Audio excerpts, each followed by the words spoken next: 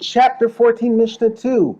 We learned in Chapter 13, Mishnah 6, that if a utensil has both wooden and metal parts, its status depends on which part is primary. If the metal part is primary, the entire utensil is considered made of metal, and it can therefore become tamei even if it is flat. But if the wooden part is primary, the entire utensil is considered made of wood.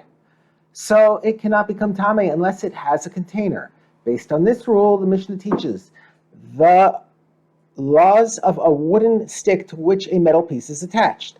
The first case is a wooden stick that is used by officers of the king to strike people. If one attached to the top of the wooden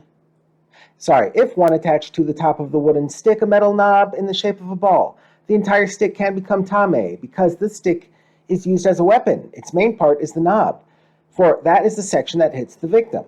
Therefore, since the knob is metal, the entire stick is considered a metal kli, which can become tamei even though it is flat. Similarly, if one attached metal spikes to the top of the stick, it can become tamei because the metal part is the spikes, which are made of metal. The next Tana limits the ruling about a stick to which spikes are attached. Rabbi Shimon says the stick can become tamei only if one attached 3 rows of spikes to it. If it has 3 rows of metal spikes, the spikes were indeed intended to make the stick a more effective weapon, and so they are its main part. But if it has fewer than 3 rows of spikes, their purpose is only to beautify the stick. Thus, the primary part of the stick is the wooden pole, which cannot become tamei because it is a flat wooden kli. In the following case, all agree that the stick cannot become tamei. And regarding all these things, i.e. the knob and spikes, if it is clear that one attached them only to beautify the stick, for example, they are small and decorative, they are tahor. Since they clearly serve as decoration, everyone agrees that they are not the main part of the stick. The next case is a wooden walking stick. If one attached a metal tube to the end of a walking stick in order to protect it from the ground, and similarly, if one attached a metal tube to the bottom of a door to protect it from the ground, the stick is tahor, as is the door, because the main component is the wooden part, and the metal tube serves only as protection. The previous ruling applies where the tube was made in the first place to protect the stick or door.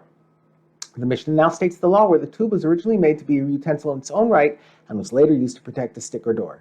But if the tube was used as an independent utensil and was later attached to the stick or door, it can still become tamei. Since the tube was originally an independent kli, that can become tamei, and it was not physically changed upon being attached to the stick, it remains capable of becoming tamei. From when is the tube tahor? That is, how much physical change must be made to the tube for it to lose its ability to become tamei. Beis Shammai say that the tube is tahor from when one destroys it. That is, when its form is changed in a way that prevents it from serving its original function. But Beis Hillel say that the tube is tahor from when it is fastened to the stick or door with nails.